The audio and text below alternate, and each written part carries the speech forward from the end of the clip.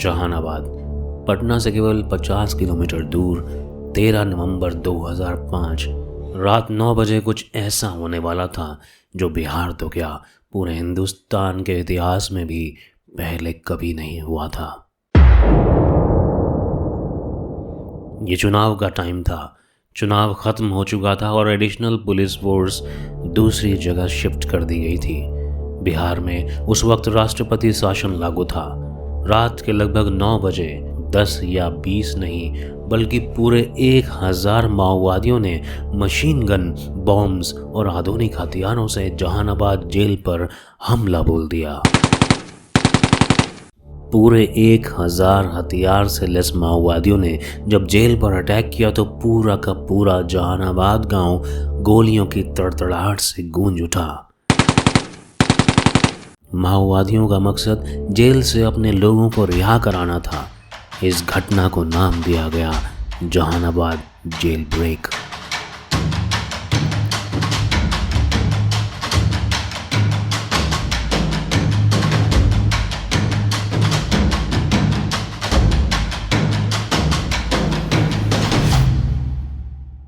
इस घटना के ऊपर सोनी लिव पर Jahanabad of Love and War के नाम से एक वेब सीरीज भी आई है जिसे सुधीर मिश्रा ने बनाया है।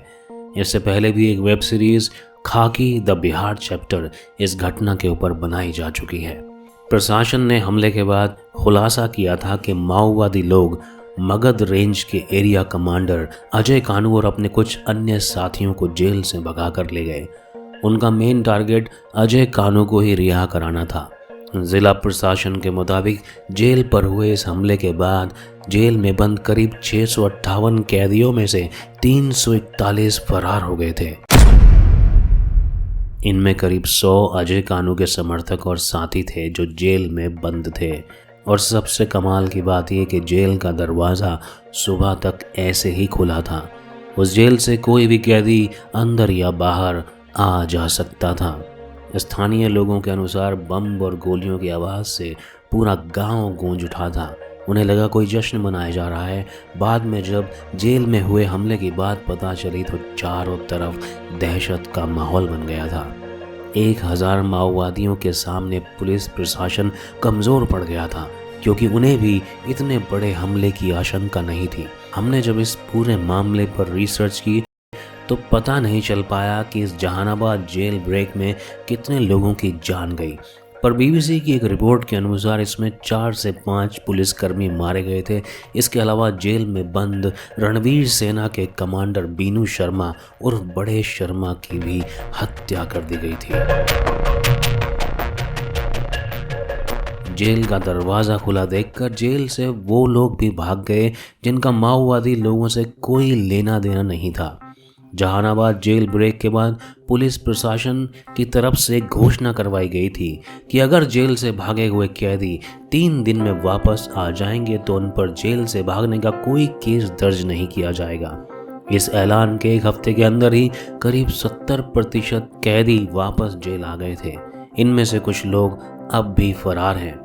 लेकिन माओवादी कमांडर अजय कानू को 4 फरवरी 2007 को पश्चिम बंगाल के टनकुपा से गिरफ्तार किया गया था। 8 फरवरी को बीबीसी में छपे एक आर्टिकल के मुताबिक बीबीसी कॉरेस्पोंडेंट ने अजय कानू से बात की थी। अजय कानू ने बीबीसी को बताया, मैंने Jahanabad of Love and War web series देखी है। यह कहानी पूरी तरह से काल्पनिक है। इसमें उस वक्त के जहानाबाद के हालात, वहाँ के लोग, वहाँ के समाज की कोई चर्चा नहीं है। अजय कानू का आरोप है कि वेब सीरीज को हिट कराने और पैसे कमाने के लिए जबरन गालियों का इस्तेमाल किया गया है। बुद्धिजीवी लोग इसे बिल्कुल पसंद नहीं करेंगे। अजय कानू इसके अलावा ये भी मानते हैं कि जेल ब्रेक उनके लिए नहीं किया गया था। उन्होंने कहा था कि माओवादी संगठन में कमांडर कोई बहुत बड़ा पद नहीं होता। 30 से 40 लोगों के ऊपर एक कमांडर होता है। जब जेल का दरवाज़ा खुला था और सभी लोग बाहर भाग रहे थे तो मैं भी बाहर चला गया। गौर करने वाली बात यह है कि सिचुएशन सिर्फ उस रात को ख़राब नहीं हुई थी। ये सब टेंशन वहाँ पर पहले से ही चल रही थी। लोगों का मानना था कि जब जेल में कई सारे बड़े माओवादी नेता बंद थे तो इस तरह की हमले की उम्मीद की जा सकती थी। प्रशासन की तरफ से तैयारी पहले से ही होनी चाहिए थी।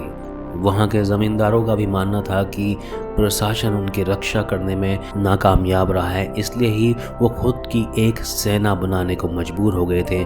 उनकी बनाई रणवीर सेना काफ़ी ताकतवर मानी जाती थी।